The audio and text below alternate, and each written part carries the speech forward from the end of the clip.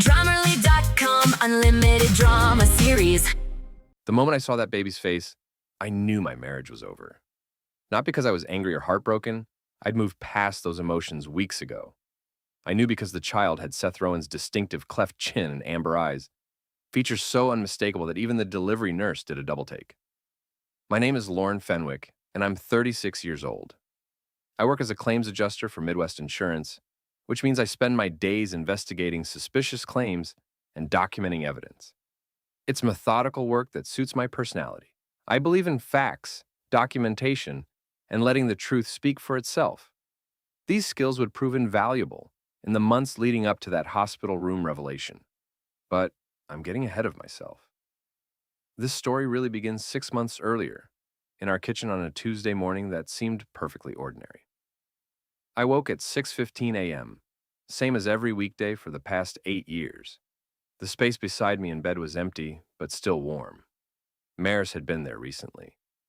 I found her coffee mug in the sink, already washed and placed deliberately, apart from my usual spot on the counter. It was a small thing, but in a marriage, small things accumulate meaning. "Morning, Dad," Elsie said as I entered the kitchen.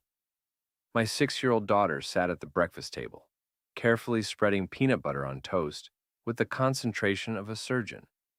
Her dark hair fell across her face in waves that reminded me of Maris when we first met.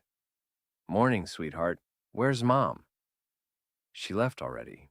Said she had an early meeting." Elsie looked up with those serious brown eyes. "Dad, why does Mommy sleep in the guest room now?" I paused, coffee pot halfway to my mug. "Sometimes adults need space to think, honey. It doesn't mean anything's wrong." But something was wrong, and we both knew it. Over the past 2 months, Maris had become a stranger in her own home. She returned late most evenings, phone constantly buzzing with notifications she'd quickly silence. When I tried to engage her in conversation, she'd offer vague responses about work events and new client demands. "Will she be home for dinner tonight?" Elsie asked. "I'm sure she will," I said, though I wasn't sure at all. 20 minutes later, Maris breezed through the front door like a whirlwind, all flowing scarves and clicking heels. At 33, she still turned heads wherever she went. Her job as an events coordinator suited her perfectly. She thrived on attention, excitement, and being the center of social gatherings. "Sorry, forgot my portfolio," she announced to no one in particular, her phone already buzzing in her hand. She grabbed a leather folder from the hall table without making eye contact with either of us. "Maris," I said gently, "we should talk tonight. Maybe after Elsie goes to bed." "I'm just tired, Lauren. Work's been crazy." She glanced at her phone screen and I caught a glimpse of a message preview. "See you tonight. S." My stomach tightened, but I kept my voice level. "Who's S?" Maris's thumb moved quickly across the screen. "What?" "Oh, Sarah from the catering company. Look, I really have to run."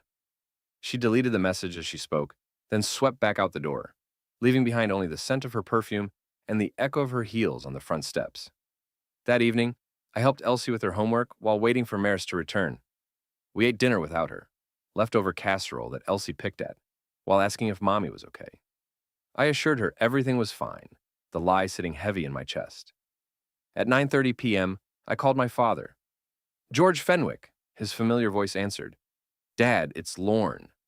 Do you have a minute?" "Always. What's on your mind, son?" I glanced toward the stairs, making sure Elsie was asleep. "Things with Maris have been difficult lately. She's distant, staying out late, sleeping in the guest room." There was a pause. My father, a retired postal supervisor, believed in order and clear communication. "Have you talked to her directly about it?" "I've tried. She says she's tired, that work is demanding. But there are other signs." I trailed off, unsure how much to share. "Lauren, I've seen marriages go through rough patches. Your mother and I had our share, but whatever's happening, you need to keep things orderly. Don't let emotions drive your decisions. Document what you observe, but don't go looking for trouble." "Document?" "You're an investigator by trade, son. Use those skills. But be smart about it." After hanging up, I found myself tidying the kitchen with unusual attention to detail. In the junk drawer, I discovered a thin binder labeled Utilities that seemed thicker than usual. Inside, mixed with electric bills and water statements, I found several restaurant receipts from places Maris claimed she'd never been. My phone buzzed with a text from Maris. Working late again? Don't wait up. I saved the message and placed a sticky note on the refrigerator. Pick up forms. I wasn't sure what forms yet, but something told me I'd need to be prepared. The video appeared on social media 3 days later. I was at my desk reviewing a questionable auto claim when my coworker Nate approached with his phone in hand and an uncomfortable expression. Hey, Lorne, you might want to see this. The video showed Maris at some upscale club, dancing with a man I didn't recognize. He was tall, well-dressed, with the kind of confident smile that suggested he was used to being the center of attention. Maris looked radiant, laughing as he spun her around, her wedding ring catching the club's flashing lights. When was this taken? I asked, my voice steady despite the knot forming in my stomach. Last night, according to the timestamp. It's already got like 2,000 views. Nate shifted awkwardly. Look, man, I'm sure it's nothing. Just dancing, right? But I was studying the video more carefully. The way Maris leaned into the stranger, how his hand rested possessively on her lower back, the intimate way they moved together. This wasn't casual dancing between strangers. Who posted it? Some club promoter named Seth Rowan. He tagged your wife and... Nate hesitated. He tagged your insurance company, too. My blood ran cold. He tagged Midwest Insurance? Yeah. In the caption, he wrote something about celebrating new partnerships and mentioned where you work. It's kind of gone viral in the local area. Within an hour, I was called into HR. Janet Morrison, our human resources manager, gestured for me to sit across from her desk. She was a no-nonsense woman in her 50s who'd always treated me fairly, but today her expression was carefully neutral. Lorne, I need to address some social media posts that have come to our attention. Posts that mention our company name in connection with some personal activities. I nodded calmly. I saw the video this morning. The company's public image is important, especially in our industry. We deal with people during some of the most stressful times of their lives, and they need to trust us to be professional and discreet. I understand completely. I'm handling the situation at home. Janet studied my face. Are you? Because there have been 3 more posts since this morning, all tagging our company. Your wife seems to be making this very public. After the meeting, I returned to my desk and checked Maris's social media profiles. She'd changed her relationship status to "It's complicated" and posted several photos from the previous night. In one, she and Seth were sharing what appeared to be an intimate conversation at the bar. In another, they were laughing at something on his phone. The comments were brutal. Friends and acquaintances offering sympathy. Strangers making jokes about party wives and clueless husbands. Someone had shared a meme with my face, photoshopped onto a cartoon character with the caption, "Husbands Left Behind." I saved screenshots of everything, creating a folder on my desktop labeled Documentation. Then I made a note in my phone. Office drop, 4:35 p.m. That evening, Maris returned home with an energy I hadn't seen in months. She was practically glowing, humming as she moved through the house. Good day, I asked. Amazing day. The Henderson wedding is going to be spectacular, and I've made some incredible new connections. She paused, studying my expression. You seem tense. People at work saw the video from last night. Her face hardened. What video? The one of you dancing with Seth Rowan. He tagged my employer. Oh, that, she waved dismissively. It was a networking event. Seth's a club promoter. He knows everyone in the events industry. Dancing is part of the business. He tagged Midwest Insurance. So, you should be proud that your wife is successful and well-connected. Her tone shifted, becoming defensive. I'm building my career, Lorne. I'm sorry if that embarrasses your boring office friends. I watched her storm upstairs, her phone already buzzing with...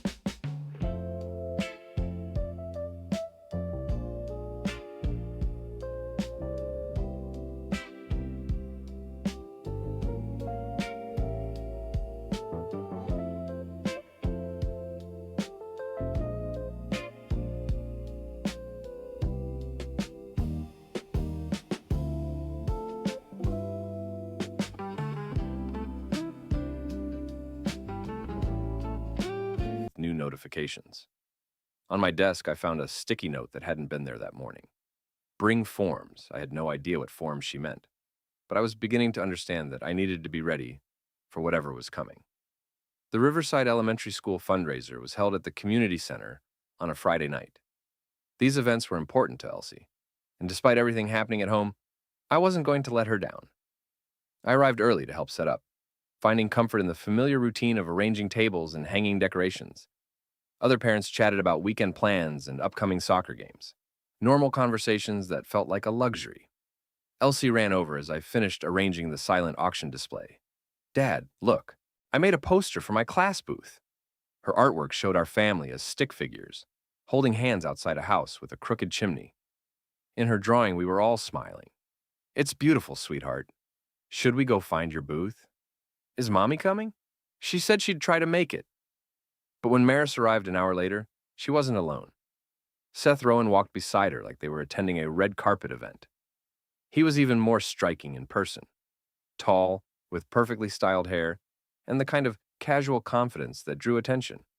Maris wore a dress that was stunning but completely inappropriate for a school fundraiser.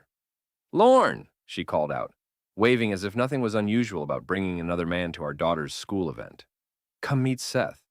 He's the one I've been telling you about. I hadn't moved from my spot by the silent auction, but Seth approached with an extended hand and a practiced smile. Great to finally meet you, man. Maris talks about you all the time. His handshake was firm, his eye contact direct, but there was something calculating in his expression. This wasn't a chance meeting. He was studying me, measuring my reaction. Seth's been helping me plan some amazing events, Maris continued, her hand resting on his arm. He knows all the best venues in the city. Around us, other parents had begun to notice. Conversations grew quieter, heads turned in our direction. I could feel the weight of their stares, their whispered speculation. Daddy, who's that man with Mommy? Elsie appeared at my side, her small hand finding mine. That's Mr. Rowan. He works with Mommy sometimes. Oh.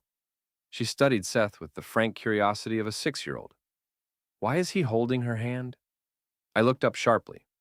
Maris and Seth were indeed holding hands as they examined the auction items, their fingers intertwined like a couple on a date. They're just looking at the auction together, I said, but my voice sounded strained even to my own ears. The evening deteriorated from there. When the DJ announced an open dance floor, Maris immediately pulled Seth into the center of the room. They moved together with the familiarity of frequent partners, laughing and spinning as if they were the only people in the room. Someone started recording with their phone, then another person. Within minutes, half the parents at the fundraiser were capturing video of my wife dancing intimately with another man, while I stood on the sidelines with our daughter. Dance with Mommy too, Elsie suggested, but I shook my head. Mommy's having fun with her friend.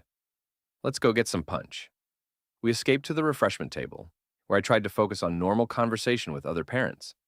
But I could hear Maris's laughter carrying across the room, could see people glancing between her and me with expressions ranging from pity to curiosity to barely concealed excitement at witnessing drama.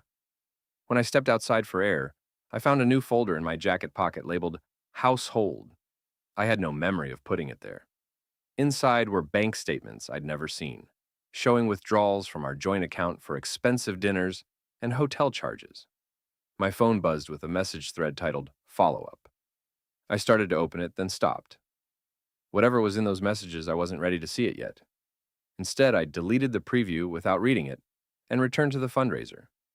The crowd was raising glasses in a toast when I walked back inside. To new beginnings, someone shouted, and phones were lifted to capture the moment. Maris and Seth stood at the center of it all, her head tilted back in laughter, his arm around her waist. In the sea of raised phones, I saw my own reflection in the darkened window, a man standing alone while his marriage dissolved in public. I collected Elsie and we left quietly, but I knew the videos would be online before we reached home. Gloria Holton's 61st birthday dinner was held at Marcello's, a family restaurant with long tables and loud conversations. Under normal circumstances, it would have been a pleasant evening surrounded by people I'd known for over a decade. But nothing about our family felt normal anymore. I arrived with Elsie, who wore her favorite dress and carried a carefully wrapped present she'd chosen herself. We found our seats at the long table, that had been reserved for 20 family members and close friends. "Where's Mommy?" Elsie asked as I helped her into her chair. "She'll be here soon." But when Maris arrived 30 minutes later, Seth was with her again. They entered the restaurant together, Maris's hand on his arm, as she navigated between tables like she was making a grand entrance. The conversation at our table died as they approached. "Sorry, we're late," Maris announced. "Traffic was terrible. Everyone, this is Seth." Gloria, Maris's mother, immediately stood to embrace them both. "Any friend of Maris's is family. Sit, sit." But there weren't enough chairs. Seth ended up in the seat that should have been mine, next to Maris, while I moved down to sit between Elsie and my father-in-law. Lydia, Maris's younger sister, caught my eye across the table. She was a teacher, thoughtful and observant, and her expression showed a mixture of embarrassment and concern. "So, Seth," Gloria continued, "tell us about yourself. What do you do?" "I'm in event promotion and nightclub management. Maris and I have been collaborating on some exciting projects." The way he said collaborating made my jaw tighten, but I focused on cutting Elsie's chicken and staying calm. "How wonderful," Gloria I deleted her number! You deleted it? She tagged you in a photo an hour ago. My everything thing with a... Watch more on Grammarly.com. beamed. "Maris has always been so talented. It's nice to see someone appreciating her gifts." The barb was clearly directed at me, and it hit its mark. Gloria had never thought I was exciting enough for her daughter, and recent events had apparently confirmed her opinion. "Mom," Lydia said quietly, "maybe we should focus on your birthday." But Gloria was just getting started. "You know, Lauren, maybe if you paid more attention to your wife's career, she wouldn't need to find support elsewhere." The table fell silent. Even the children stopped eating. "Gloria," my father George said firmly, "that's enough." "Is it? My daughter is finally happy and successful, and everyone's acting like she's doing something wrong." "She's married," George replied. "She has a family. A family that doesn't support her dreams." Elsie's small voice cut through the tension. "Are we still a family?" The question hung in the air like a physical presence. Every adult at the table looked stricken, realizing that our drama had reached the ears. It should have been protected from most. "Of course we are, sweetheart," I said, pulling her closer. "We'll always be a family." But as I spoke, I watched Maris and Seth exchange a look that suggested they had very different plans for the future. When the bill came, I quietly handled it while the others argued about dessert. On the restaurant's complimentary calendar, someone had circled a date in red ink and written, "Meeting Personal 10:10 a.m." The handwriting wasn't mine. As we prepared to leave, Lydia approached me in the parking lot. "Lauren, I'm sorry about tonight, about all of this. It's not your fault. She's my sister and I love her. But what she's doing..." Lydia shook her head. "This isn't the Maris I grew up with. It's like she's become someone else entirely." "People change," I said simply. "Not like this. Not this fast." She glanced back toward the restaurant, where Maris and Seth were taking selfies under the neon sign. "Have you thought about what you're going to do?" "I'm going to protect my daughter and handle things properly." Lydia nodded, understanding the weight behind my words. "If you need anything, someone to watch Elsie, a place to stay, whatever, just call me." That night, as I tucked Elsie into bed, she asked the question I'd been dreading. "Daddy, is Mommy going to live somewhere else?" I sat on the edge of her bed, choosing my words carefully. Sometimes adults have to make difficult decisions. But no matter what happens between Mommy and me, we both love you very much. That will never change. Will I still see you both? Always. I promise. After she fell asleep, I found myself organizing receipts and documents with unusual precision, creating order in the midst of chaos. Whatever was coming, I wanted to be ready. The pregnancy had been a surprise, announced during what I now realized were the early days of Maris's affair. At the time, I'd been thrilled. We'd talked about having another child, and the timing seemed perfect. Elsie was old enough to be excited about a baby sibling, and our finances were stable. But as Maris's behavior became more erratic and her relationship with Seth more obvious, I began to have doubts about the baby's paternity. The timeline was suspicious, and Maris had become defensive whenever I tried to discuss pregnancy details or doctor's appointments. 3 weeks before the due date, I moved my belongings into the guest room permanently. Maris didn't protest. If anything, she seemed relieved to have the space. "You're acting like a detective," she accused one evening as I organized files in my new bedroom setup. "I'm just keeping our records organized." "Our records?" She laughed bitterly. "You mean your evidence? You think I don't know what you're doing?" I looked up from the folder labeled Home that I was updating with recent bank statements. "What am I doing, Maris? Building a case against me, like I'm one of your insurance fraud suspects." "Are you?" The question hung between us for a long moment. Maris's face cycled through several emotions: anger, guilt, defiance, before settling on cold resolve. "The baby is yours, Lorne. I don't care what paranoid theories you're developing." "Then you won't mind a paternity test?" "I'm not subjecting our child to unnecessary medical procedures because you've lost your mind." But her refusal only strengthened my suspicions. I spent the following days making quiet preparations, organizing digital backups of messages and photos, researching legal procedures, and setting up separate banking arrangements. My laptop browser history told the story. Notary near me, storage options, delivery tracking, paternity test procedures, divorce attorney's consultation. The night Maris went into labor, I drove her to the hospital with the calm efficiency of someone who had already made his decision. She was in too much pain to maintain her usual hostility, and for a few hours, we almost felt like a normal couple again. "Lorne," she said during a quiet moment between contractions, "I know things have been difficult between us, but when the baby comes, maybe we can start over." I held her hand and said nothing. There was no point in false promises. Elsie stayed with my parents while we waited through the long night. Patricia, my mother, had offered to come to the hospital, but I preferred to handle this privately. Whatever revelations awaited, I wanted to face them without an audience. At 6:42 a.m., after 18 hours of labor, our son was born. The delivery nurse placed him in my arms first. A squirming, red-faced bundle who opened his eyes and looked directly at me. In that moment, I felt the familiar surge of paternal love and the crushing certainty that this child was not mine. The baby had Seth's distinctive cleft chin, his amber-colored eyes, and the same strong jawline I'd studied in dozens of social media photos. There was no mistaking the resemblance. "He's beautiful," Maris said, reaching for him. "He looks just like you." I handed her the baby without comment and stepped out of the delivery room. The hospital cafeteria was bustling with the usual mix of medical staff, worried families, and visitors grabbing quick meals between shifts. I sat alone at a corner table, drinking coffee that had long since gone cold, waiting for the administrator I'd contacted that morning. Through the large windows, I could see Maris's family arriving for their first visit with the new baby.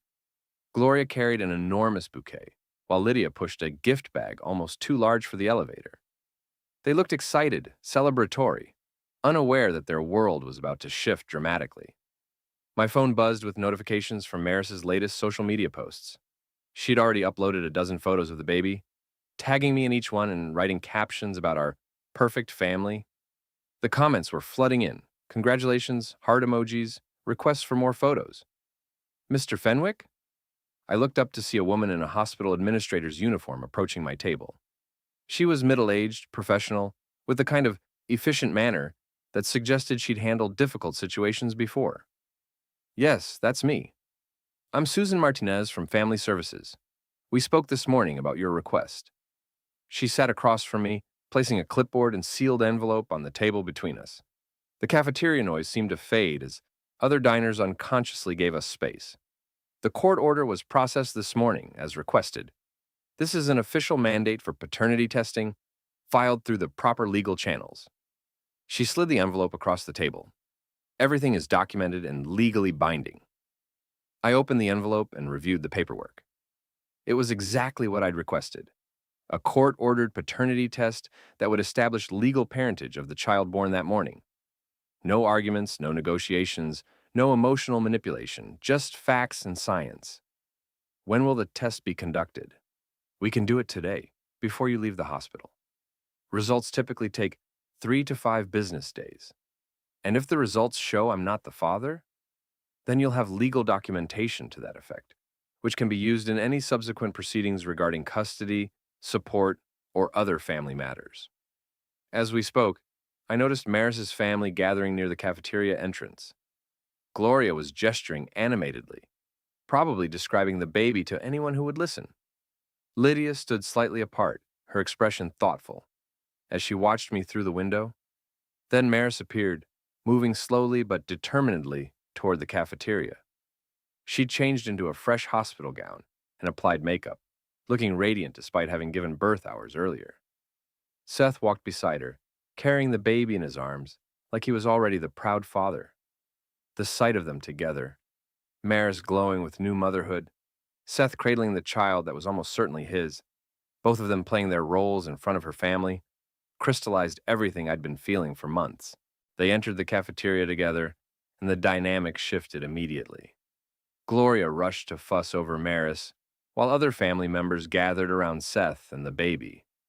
To any observer, they looked like the natural family unit. I remained seated at my corner table, official paperwork spread in front of me, watching the scene with the detached interest of a claims investigator reviewing evidence. "Lorne," Maris called out when she spotted me. "Come take a family photo." She was already posing with Seth and the baby, her phone held at arm's length for a selfie. The request was clearly for the benefit of her social media audience.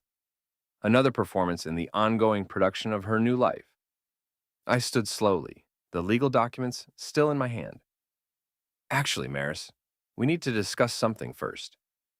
Susan Martinez rose as well, her official presence immediately drawing attention from the gathered family members. Conversations died as people noticed the clipboard, the hospital ID badge, the formal atmosphere that had suddenly descended on their celebration. "This is Susan Martinez from Family Services," I announced clearly, my voice carrying across the now quiet cafeteria. "She has some paperwork that needs to be addressed." Maris's smile faltered. "Paperwork? What kind of paperwork?" Susan stepped forward with professional efficiency. "Mrs. Fenwick, this is a court-ordered mandate for paternity testing of the child born this morning. The test has been requested by your husband and approved by the family court." The silence that followed was absolute. Even the ambient cafeteria noise seemed to pause as the weight of the announcement settled over everyone present. Gloria was the first to react. "Paternity testing? Lorne, what are you implying?" "I'm not implying anything," I replied calmly. "I'm establishing facts." Maris's face had gone pale. "You can't be serious? You're going to put our newborn through medical testing because of your paranoid suspicions?" "The test is non-invasive," Susan explained. "A simple cheek swab that poses no risk to the child." Seth had remained silent throughout the exchange, but I noticed he'd stepped slightly away from Maris, creating distance between himself and the unfolding drama. "This is insane," Maris continued, her voice rising. "Everyone can see the baby looks exactly like Lorne. This is just another one of his control tactics." But as she spoke, several family members were studying the child more carefully. Lydia, in particular, had moved closer to Seth, her teacher's eye for detail, picking up on resemblances that were becoming harder to ignore. "Maris," Lydia said quietly, "maybe we should step outside and discuss this privately." "No, I'm not going to be bullied into hiding like I've done something wrong. Lorne is the one making accusations. Let him explain himself in front of everyone." I looked around the cafeteria at the faces watching our family drama unfold. Other diners had stopped pretending not to listen, and I could see phones being discreetly positioned to record the confrontation. "I don't need to explain myself," I said simply. "The court order speaks for itself." Susan consulted her paperwork. "The test can be administered now, if that's acceptable to all parties. We have a private room available." "Fine," I said. "Absolutely not," Maris replied simultaneously. "Mrs. Fenwick," Susan explained patiently, "this is a legal mandate, not a request. The test will be conducted today." The hospital's PA system chose that moment to crackle to life. "Mr. Lorne Fenwick, please proceed to Family Services office. Mr. Lorne Fenwick to Family Services." I gathered my paperwork and stood, feeling a strange sense of calm descend over me. After months of chaos, uncertainty, and public humiliation, I was finally taking control of my own narrative. "Lorne, wait," Maris called out as I turned to leave. "We can work this out. We don't need lawyers and court orders. We're a family." I paused and looked back at her. This woman I'd loved for over a decade, who had shared my bed and my dreams and my trust. She stood there, holding our newborn child, surrounded by family members, who were beginning to understand the true scope of what had been happening. No, Maris, I said quietly. We're not a family anymore. We haven't been for months. This is just making it official. As I walked toward the cafeteria exit, I heard Gloria demanding explanations, Lydia trying to calm everyone down, and Maris beginning to cry. But I didn't look back. The paternity test results arrived 5 days later, confirming what I'd known the moment I saw the baby's face. Seth Rowan was the biological father. The legal documentation was clear, scientific, and irrefutable. I filed for divorce the following Monday, armed with months of evidence, documented proof of adultery, and official confirmation that the child Maris had tried to claim as mine belonged to another man. The proceedings were swift and decisive. Maris tried to fight it at first, claiming the paternity test was flawed, that I was destroying our family over a misunderstanding. But faced with genetic evidence and a paper trail of her affair, she eventually accepted a settlement that gave me primary custody of Elsie and freedom from any financial responsibility for Seth's child. 6 months later, I received a wedding invitation in the mail. Maris and Seth were getting married in a lavish ceremony at one of the upscale venues they'd been collaborating on. The invitation was addressed to the Fenwick family, as if I might actually attend with Elsie to celebrate their union. I threw the invitation away and took my daughter to the park instead, where we fed ducks and talked about her new school friends. She was adjusting well to our new life, just the two of us in a smaller house, with regular visits from her mother and half-brother. That evening, as I tucked Elsie into bed, she asked if I was happy. Yes, sweetheart, I'm happy. And for the first time in over a year, that was completely true.